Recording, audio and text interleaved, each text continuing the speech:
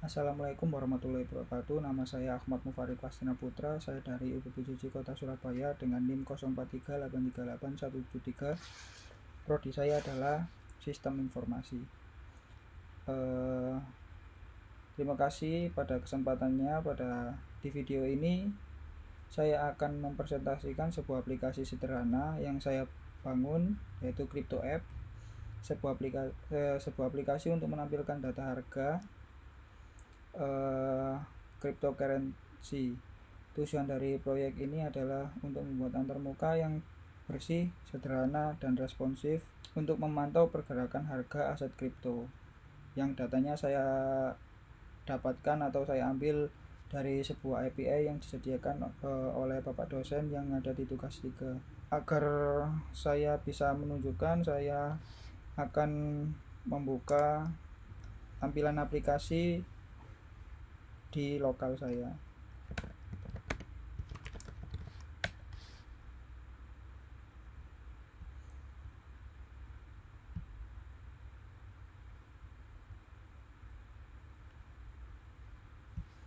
Nah, ini merupakan tampilan dari tugas 3 yang saya buat, Crypto Data Ticker. Ini merupakan sebuah list dari macam-macam kripto seperti Bitcoin, Ethereum, dan lain-lain dan banyak. Sekarang mari kita bedah teknologi dari struktur kode di balik aplikasi ini. Aplikasi ini menggunakan Vue.js sebagai framework utamanya dengan Ionic Framework untuk komponen UI agar tampilannya modern dan siap untuk platform mobile. Saya juga menggunakan Vite sebagai build tool yang sangat lumayan cepat. Nah, ini merupakan baris-baris dependensi penting seperti Vue, Ionic, dan Vite. Ini ada di sini, ini dependensinya. Mari kita lihat juga alur kerja aplikasi ini dimulai dari titik masuknya. Semua dimulai dari file, di dalam file source main. Nah, ini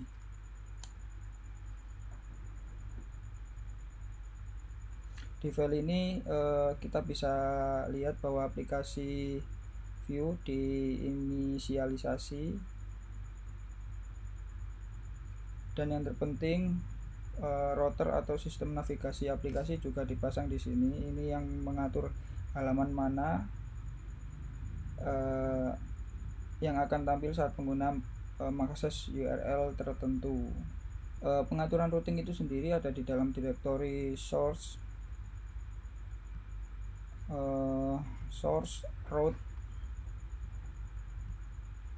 router, lalu di file index.ts. Nah, ini merupakan bagian routes dan sorot path yang mengarah ke komponen halaman kripto.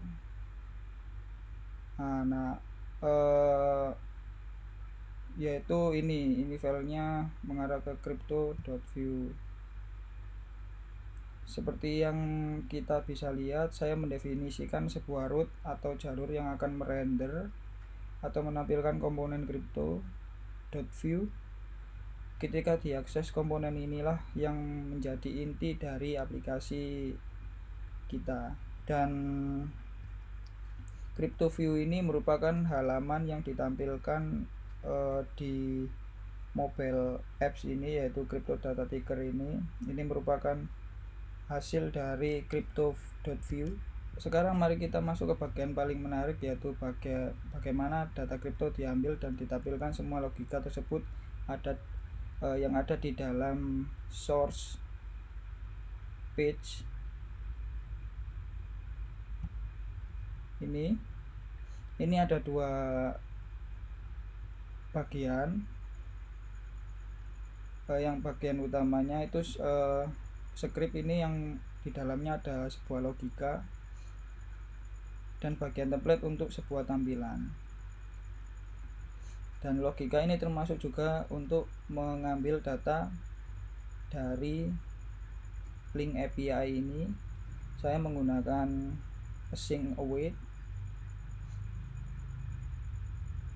menggunakan fetch untuk mengambil data dari API. Fungsi ini saya panggil saat komponen pertama kali dimuat menggunakan lifecycle hook on mounted ini dari view, dan juga ini adalah variabel koin. Setelah data berhasil didapatkan dan disimpan dalam state, kita perlu menampilkan kepada pengguna. Disinilah bagian template-nya berperan. Template ini adalah berperan penting di bagian tampilan UI crypto data ticker ini. Jadi peran utama dari template ini untuk menampilkan sebuah UI crypto data ticker ini, dan logikanya untuk ada di dalam text script ini. Ini merupakan logika dan untuk mengambil data-data dari API seperti Bitcoin ini harganya sekian dolar, seperti itu. Jadi secara ringkas alurnya adalah aplikasi dimuat, terus router mengarah ke halaman kripto, lalu komponen kripto memanggil data API, lalu data disimpan, template menampilkan data tersebut. Jadi hasilnya seperti ini. Kegunaan dari text script ini untuk meload data dari API. Demikian presentasi singkat dari saya mengenai arsitektur dan alur kerja dari crypto app ini yang saya bangun. Proyek ini menunjukkan bagaimana kita bisa dengan cepat membangun aplikasi yang fungsional dan menarik menggunakan framework Vue.js dan Ionic Framework. Untuk pengembangan selanjutnya, aplikasi ini bisa ditambahkan fitur seperti halaman detail untuk setiap koin, grafik historis, harga, atau bahkan fitur pencarian agar bisa memudahkan kliennya. Terima kasih atas perhatiannya. Terima kasih juga sudah menonton video ini. Jika saya ada salah kata, mohon dimaafkan, dan jika ada kekurangan, mohon maaf. Sekian dari saya. Wassalamualaikum warahmatullahi wabarakatuh.